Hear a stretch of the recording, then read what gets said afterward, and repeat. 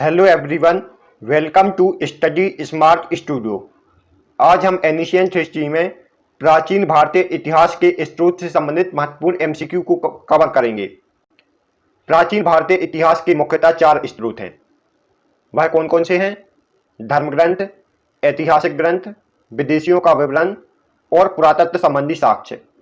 आज हम विदेशियों का विवरण और पुरातत्व संबंधी साक्ष्य से संबंधित महत्वपूर्ण एमसीक्यू को कवर करेंगे। तो आज का पहला प्रश्न है, किसके अंतर्गत अभिलेख, सिक्के, इमारतें, भवनों, मूर्तियों आदि का अध्ययन किया जाता है? राइट आंसर है सी, पुरातात्विक स्रोत के अंतर्गत। नेक्स्ट है, सबसे पुराना अभिलेख कहां से प्राप्त हुआ था? राइट आंसर है सी, मध्य एशिया के बोगाचकोई से। बोगाचकोई को एशिया माइनर भी कहा जाता है और यह अभी वर्तमान में सीरिया के पास स्थित है। बोगाचकोई अभिलेख 1400 ईसा पूर्व का है। नेक्स्ट है, इस अभिलेख में वैदिक देवता वरुण, इंद्र, मित्र और नासत्य के नाम मिलते हैं। बोगाचकोई अभिलेख से मध्य एशिया के बोगाचकोई या एशिया माइनर अभिलेख से वैदिक देवता वरुण, इंद्र, मित्र और नासत्य के नाम मिलते हैं।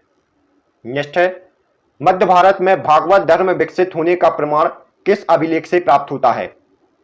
राइट आंसर है सी, विदिशा अभिलेख या बेशनगर अभिलेख। विदिशा का पूर्व नाम बेशनगर है, इस कारण इसे बेशनगर अभिलेख भी कहते हैं। इस अभिलेख का निर्माण हिल्डोरस नामक राजदूत ने करवाया था। नेक्स्ट है, भागवत धर्म विकसित होने का प्रमाण राजदूत हिल्डोरस के विदिशा अभिलेख से प्राप्त होता है। इस अभिलेख का अन्य नाम क्या है?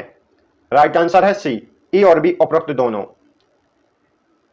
विदिशा अभिलेख को गरुण ध्वज या गरुण स्तंभ लेख भी कहते हैं और यह अभिलेख भगवान विष्णु को समर्पित है। 9वें शुंग शासक भागभद्र के यहाँ यवन राजा अंतिलिखित द्वारा हिल्डोरस नामक राजदूत भेजा गया था। इसी राजदूत ने विदिशा अभिलेख का निर्माण करवाया था। नेक्स्ट है, सर्वप्रथम भारतवर्ष का जिक्र किस अभिलेख में हुआ है? हाथी गुफा अभिलेख में। नेक्स्ट, निम्न में से किस अभिलेख को तिथि रहित अभिलेख कहते हैं? हाथी गुफा अभिलेख को तिथि रहित अभिलेख कहते हैं और इसमें सर्वप्रथम भारतवर्ष शब्द का जिक्र हुआ है। नेक्स्ट है, हाथी गुफा अभिलेख उड़ीसा के भुवनेश्वर के पास उदयगिरी की पहाड़ी से प्राप्त हुआ है। इस अभिलेख का निर्माण किसने करवाया था?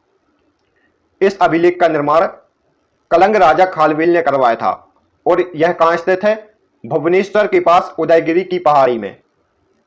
नेक्स्ट है, सर्वप्रथम दुर्भिक्ष की जानकारी देने वाला अभिलेख कौन सा है?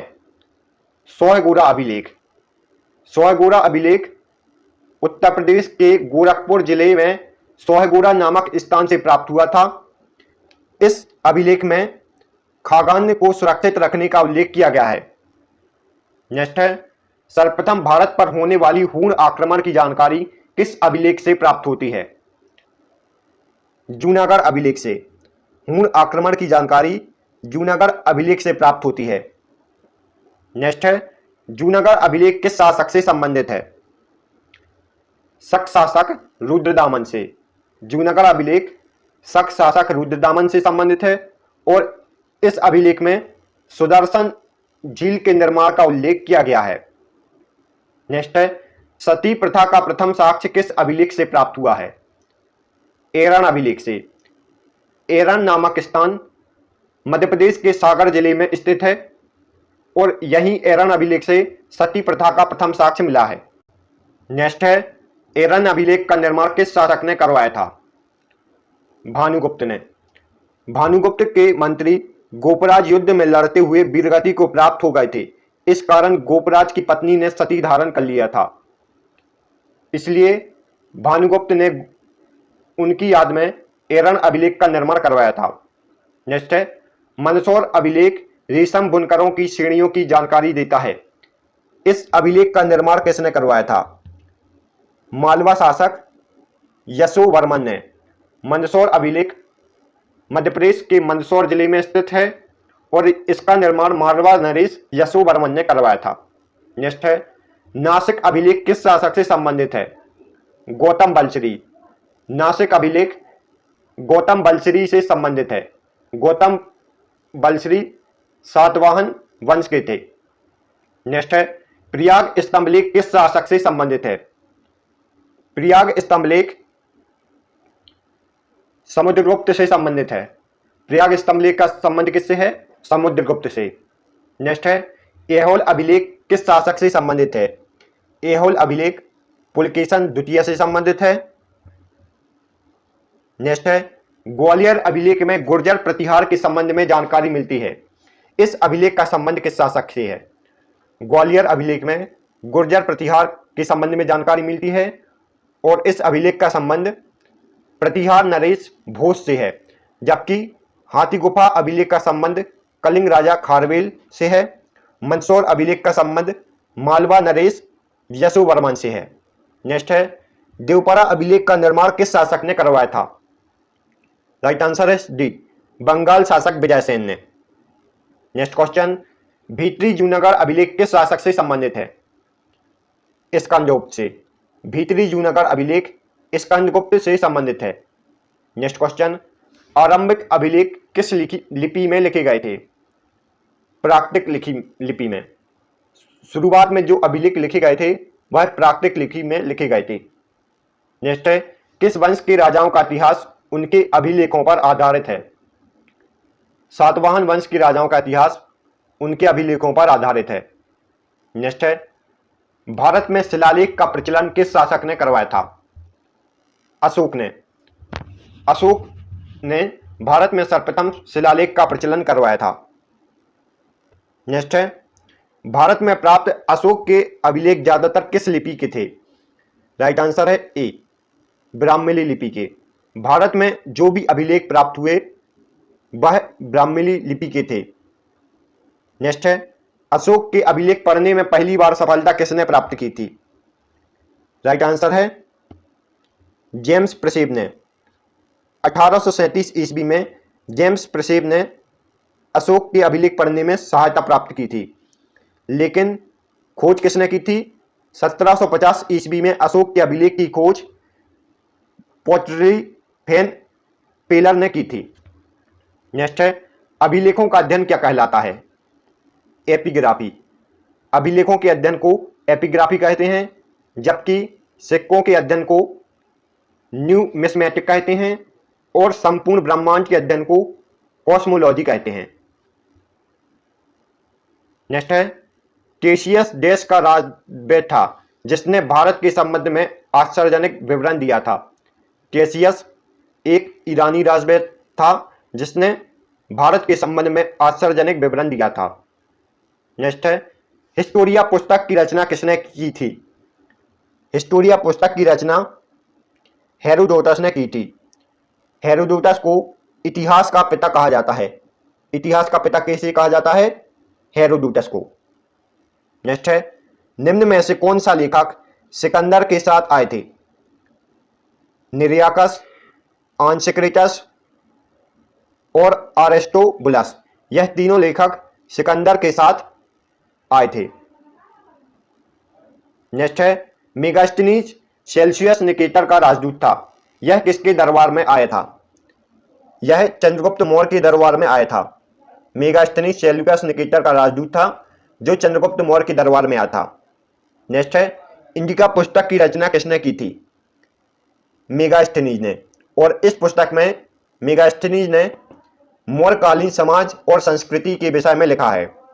नेक्स्ट है, डाइमिकस सीरियस नरेश एंटियोकस का राजदूत था। यह किसके दरबार में आया था? यह बिंबिसार के दरबार में आया था। और डाइमिकस किसका राजदूत था? एंटियोकस का। नेक्स्ट है, डायोनीसियस मिस्र नरेश टॉलमी फिलेडेल्फस का राजदूत था। यह किसके दरबार में आया था? डायोनीसियस अशोक के दरबार में आया था। नेक्स्ट है, प्रथम शताब्दी में नेचुरल हिस्ट्री नामक पुस्तक किसने लिखी थी? नेचुरल हिस्ट्री नामक पुस्तक प्लिनी ने लिखी थी। नेचुरल हिस्ट्री नामक पुस्तक किसने लिखी थी? प्लिनी ने। नेक्स्ट है, द्वितीय शताब्दी में भारत का भूगोल नामक पुस्तक किसने लिखी थी? टॉलमी ने। नेचुरल हिस्ट्री नामक पुस्तक प्लिनी ने और भारत का भूगोल नामक पुस्तक टोलमी ने लिखी थी, जबकि हेरोडोटस ने हिस्टोरिया नामक पुस्तक लिखी थी और हेरोडोटस को इतिहास का पिता भी कहते हैं। नेक्स्ट है, पेरिप्लस ऑफ द इरिसियन सी के लेखक कौन थे? राइट आंसर है डी, इनमें से कोई नहीं। पेरिपियन ऑफ द इरिसियन सी के लेखक एक अज्ञात लेखक थे जो 80 ईस्वी में हिंद महासागर की यात्रा पर आए थे। नेक्स्ट है, फाहियान एक चीनी यात्री था, यह किसके काल में भारत आया था? हर्षवर्धन के काल में। नेक्स्ट है, संयुगन एक लेखक था, संयुगन एक चीनी लेखक था। नेक्स्ट है, चीनी यात्री हेनसांग किसके काल में भारत आया था? चीनी यात्री हेनसांग हर्षवर्धन के काल में भारत आया था और इसका यात्रिक वर्णन सी यू की नाम से संकलित है। नेक्स्ट है, चीनी यात्री हेनसांग का भ्रमण वृत्तांत किस नाम से प्रसिद्ध है? राइट आंसर है बी, सी यू की नाम से। इसका यात्रिक वृत्तांत सी यू की नाम से प्रसिद्ध है। नेक्स्ट क्वेश्चन, इत्सिंग 7वीं शताब्दी के अंत में भारत आया था, यह कहाँ का लेखक था? इत्सिंग एक चीनी लेखक था जो 7वीं शताब्दी के अंत में भारत आया था। नेक्स्ट है, अल बरूनी किसके साथ भारत आया था? अल बरूनी महमूद गजनबी के साथ भारत आया था।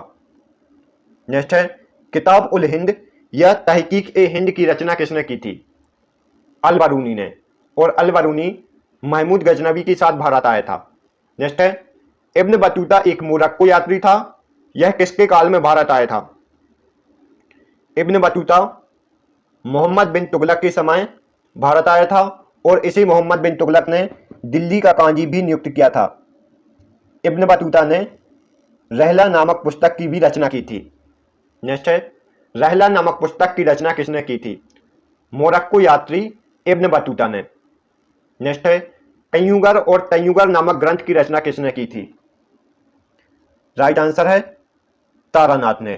कयूगर और तयूगर नामक ग्रंथ तिब्बती लेखक तारानाथ ने लिखा था। इसमें भारतीय इतिहास के बारे में जानकारी मिलती है। नेक्स्ट है, निम्न में से कौन सा यात्री 13वीं शताब्दी के अंत में पांड्य देश की यात्रा करने आया था? Marco Polo. मार्को पोलो का विवरण पांड्य देश के इतिहास के लिए उपयोगी है और यह 13वीं शताब्दी में पांड्य देश की यात्रा पर आया था। नेक्स्ट है, चचनामा पुस्तक अरबी भाषा में अली अहमद द्वारा लिखी गई है, इस पुस्तक में किसका इतिहास वर्णित है? चचनामा में सिंध का इतिहास वर्णित है। नेक्स्ट है, अष्टाध्यायी की रचना किसने की थी? अष्टाध्यायी संस्कृत व्याकरण की प्रथम पुस्तक है और इसकी रचना पाणिनि ने की थी, जबकि राजतरंगिणी की रचना कल्हड़ ने की थी। राजतरंगिणी में कश्मीर के इतिहास के बारे में बताया गया है। Thanks for watching. यदि आपको हमारी वीडियो पसंद आई हो तो आप हमारी वीडियो को लाइक और चैनल को सब्सक्राइब जरूर करें। तो मिलते हैं नेक्स्ट वीडियो में।